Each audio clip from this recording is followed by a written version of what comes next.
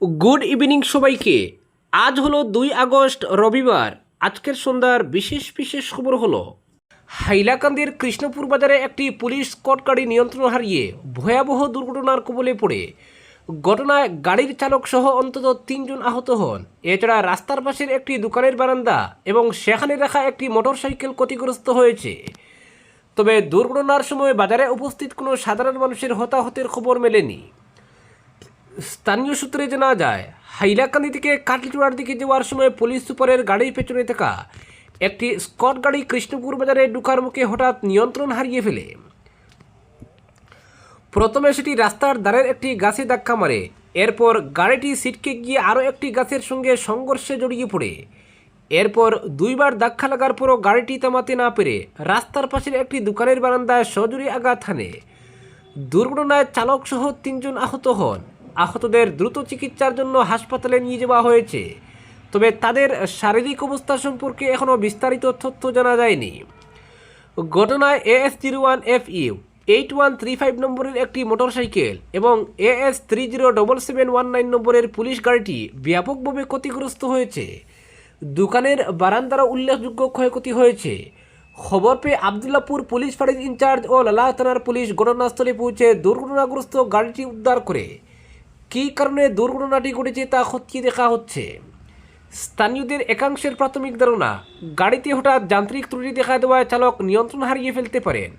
তবে দুর্ঘটনার প্রকৃত কারণ তদন্ত শেষ না হওয়া পর্যন্ত এ বিষয়ে নিশ্চিত করে কিছু বলা যাচ্ছে না।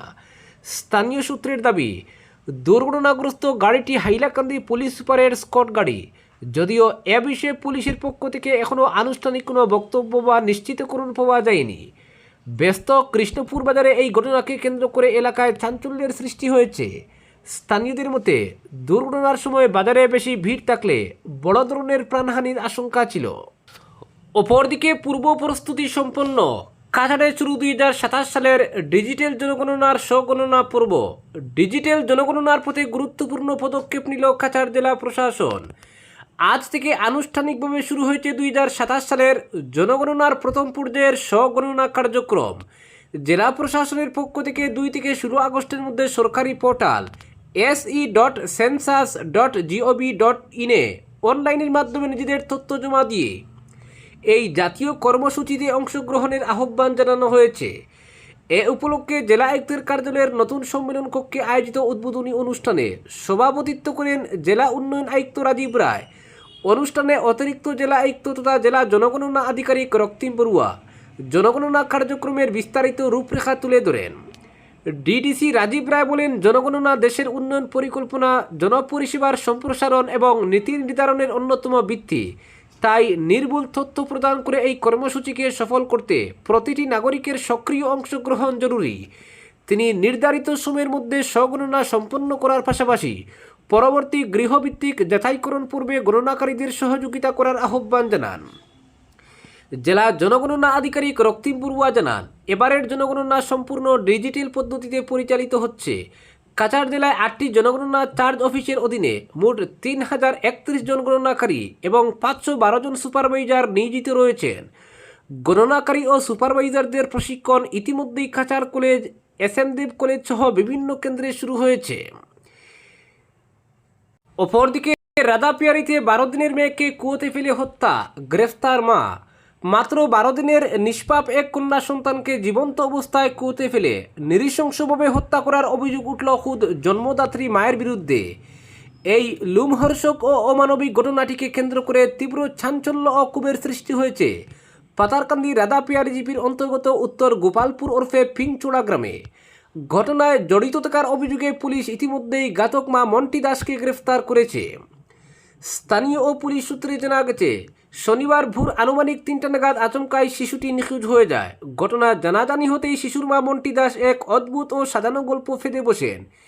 তিনি কান্নায় ভেঙে পড়ার অভিনয় করে দাবি করেন, ভোর রাতে যখন তিনি ঘুমাচ্ছিলেন তখন এক অপরিচিত কালো পোশাক পরিহিত মহিলা ঘরে প্রবেশ করে সেই রহস্যময়ী মহিলা নাকি তার কোল থেকে সদ্যজাত সুস্মিতাকে জোরপূর্বক কেড়ে নেওয়ার চেষ্টা করে।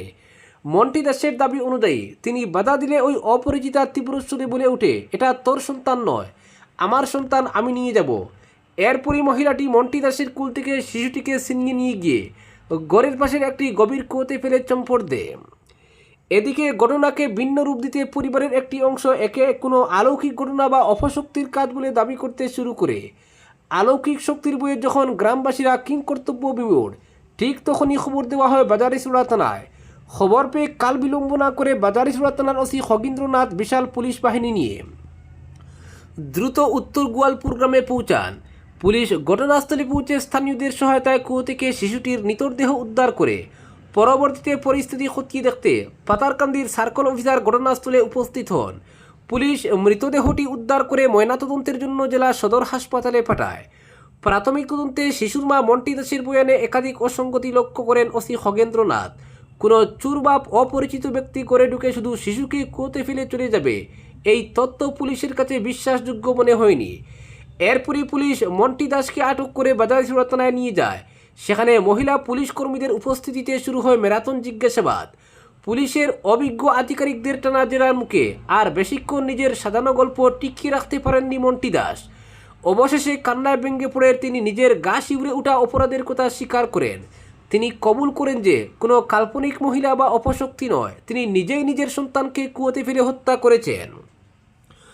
পুলিশি জেরা ও স্থানীয় সূত্রে জানা গেছে, পরিবারটিতে পরপর কন্যা সন্তানের জন্ম নেওয়াকে কেন্দ্র করে দীর্ঘদিন ধরেই তীব্র পারিবারিক অশান্তি চলছিল। মন্টি দাসের মনে খুব দানা বেঁধেছিল, যা চরম পরিণতি রূপ নেয় এই নৃশংস হত্যাকাণ্ডে। নিজের কোল খালি করে কেন তিনি এই চরম পথ বেছে নিলেন, এর পেছনে তার স্বামী অরুণ দাসের কোনো মানসিক বা শারীরিক প্ররোচনা রয়েছে কিনা তা খতিয়ে দেখছে বাজারিচুড়া থানার পুলিশ। পুলিশ জানিয়েছে, ধৃত মন্টি দাসের বিরুদ্ধে সুনির্দিষ্ট ধারায় মামলা দায়ের করা হয়েছে। এই অমানবিক ঘটনার পর গোটা এলাকা জুড়ে সুখের ছায়া নেমে এসেছে। পাশাপাশি দোষী মায়ের কঠোরতম শাস্তির দাবি তুলেছেন প্রতিবেশীরা। অপরদিকে বাড়ছে মানব পাচার, রাজ্যে বেপাত্তা ৯,৫৯১ শিশু। রাজ্যে ক্রমশ বাড়ছে মানব পাচারের ঘটনা, বিশেষ করে শিশু অপহরণ ও পাচারের ঘটনার পরিসংখ্যা উদ্বেগজনক। বিগত সময় থেকে এ পর্যন্ত রাজ্যে প্রায় ৯,৫৯১টি শিশু বেপাত্তা রয়েছে। এই উদ্বেগজনক তথ্য বরপেটা জেলা পুলিশ সুপারের কার্যালয়ে এক সভায় সামনে এসেছে। পুলিশ সুপার কার্যালয়ে মহিলা ও শিশু বিকাশ বিভাগ এই সভার আয়োজন করে। জেলা পর্যায়ের ওই সভায় পৌরোহিত্য করেন বরপেটা জেলার সমাজ কল্যাণ আধিকারিক কুশেশ্বর বোরা। ওই সভায় জেলা মহিলা সবলীকরণ কেন্দ্রের জেন্ডার বিশেষজ্ঞ ঐশ্বর্য তালুকদার আসামে বর্তমানে মানব পাচারের ঘটনা নিয়ে এক তথ্য সমৃদ্ধ প্রতিবেদন তুলে ধরেন। তিনি আসামে মানব পাচার প্রতিরোধ নীতির উদ্দেশ্য, মিশন শক্তির বিভিন্ন উপাদান এবং মানব পাচার প্রতিরোধে গঠিত জেলা পর্যায়ের ভূমিকা ও দায়িত্ব নিয়ে আলোচনা করেন। তিনি বলেন, আসামে মানব পাচার, বিশেষ করে শিশু অপহরণের ঘটনা এক উদ্বেগজনক বিষয়। বক্তব্যের সমর্থনে তিনি 2022 থেকে 2024 সাল পর্যন্ত আসামে মানব পাচারের এক তথ্য তুলে ধরেন। ঐশ্বর্য তালুকদারের দেওয়া তথ্য অনুসারে 2024 সালে নাবালিকা পাচারের 330টি ঘটনা পঞ্জীয়ন হয়েছে। ওই বছর রাজ্যে মোট 2,466টি শিশুর নিখোঁজ হওয়ার তথ্য পাওয়া গিয়েছে। অন্যদিকে বিগত বছরগুলো থেকে আজ পর্যন্ত ৯,৫৯১টি শিশু নিখোঁজ। এই পরিসংখ্যান খুব উদ্বেগজনক উল্লেখ করে তিনি বলেন, এক্ষেত্রে ধারাবাহিক পদক্ষেপ গ্রহণের প্রয়োজনীয়তা এসে পড়েছে। ঐশ্বর্য তালুকদার জানান, 2024 সালে আসামে মোট ১৭৮৭টি অপহরণের ঘটনা পঞ্জীয়ন হয়েছে। এসব অপহরণের ঘটনার মধ্যে ১,১৮৯টি মামলায় শিশু অপহরণ সংক্রান্ত, যাদের বয়স 0 থেকে 18 বছর পর্যন্ত। এদিনের সভায় পুলিশ বিভাগের আধিকারিকরাও বরপেটায় মানব সরবরাহের বর্তমান পরিস্থিতি ও একে প্রতিরোধ করতে গ্রহণ করা ব্যবস্থাগুলি নিয়ে আলোচনা করেন। সভায় উপস্থিত অধ্যাপক মুকুল কুমার শর্মা সাম্প্রতিক সময়ে মানব পাচারের ঘটনা নিয়ে মতামত ব্যক্ত করেন। সেই সঙ্গে তিনি লিঙ্গভিত্তিক অপরাধ নিয়ে আলোচনা করার পাশাপাশি এ নিয়ে সচেতনতা বাড়ানোর উপর গুরুত্ব আরোপ করেন। এ বিষয়ে সমন্বিত প্রচেষ্টা জরুরি বলেও তিনি মত ব্যক্ত করেন। অপরদিকে আসাম ত্রিপুরা সীমান্তে চুরাইবাড়ি গেট এলাকায় এক মর্মান্তিক সড়ক দুর্ঘটনায় প্রাণ হারালেন বদরপুরের মাইজ বাগারগুলের বাসিন্দা পেশায় লরি চালক গৌতম নাথ। বৃহস্পতিবার গভীর রাতে দুর্ঘটনায় তার মৃত্যু হয়। তার মৃত্যুতে এলাকা জুড়ে শোকের ছায়া নেমে এসেছে। জানা গেছে, নাগা চেকিংয়ের সময় গৌতম নাথের AS01 NC 5552 নম্বরের লরিটি দাঁড়িয়েছিল। এ সময় তিনি লরির পিছনের ডালা লাগানোর কাজ করছিলেন। ঠিক সেই সময় পিছন দিক থেকে দ্রুত গতিতে আসা NL01K 7421 নম্বরের একটি লরি নিয়ন্ত্রণ হারিয়ে তার লরিতে সজোরে ধাক্কা মারে। এতে ঘটনাস্থলেই গুরুতর আহত হন গৌতম নাথ। পরে তাকে কদমতলা প্রাথমিক স্বাস্থ্যকেন্দ্রে নিয়ে গেলে কর্তব্যরত চিকিৎসকরা মৃত ঘোষণা করেন। গৌতম নাথ ছিলেন পরিবারের একমাত্র উপার্জনকারী। তার অকাল মৃত্যুতে স্ত্রী, 2 কন্যা সন্তান এবং অসুস্থ মা বাবাকে নিয়ে পরিবারটি চরম অনিশ্চয়তার মুখে পড়েছে। এই মর্মান্তিক ঘটনায় মাইজবাগারগুল সহ সমগ্র রামকৃষ্ণনগর এলাকায় শোকের আবহ সৃষ্টি হয়েছে। আত্মীয় স্বজন, প্রতিবেশীরা তার অকাল প্রয়াণে গভীর শোক প্রকাশ করেছেন। স্থানীয় বাসিন্দাদের অভিযোগ, জাতীয় সড়কে ভারী যানবাহনের চাপ, বেপরোয়া গতিতে গাড়ি চালানো এবং পর্যাপ্ত নিরাপত্তা ব্যবস্থার অভাবেই প্রায়ই দুর্ঘটনা ঘটছে। ভবিষ্যতে এ ধরনের দুর্ঘটনা রোধে সীমান্ত এলাকায় আরও কঠোর নিরাপত্তা ব্যবস্থা গ্রহণের দাবি জানিয়েছেন তারা। আজকের বিশেষ সংবাদ এখানেই সমাপ্ত।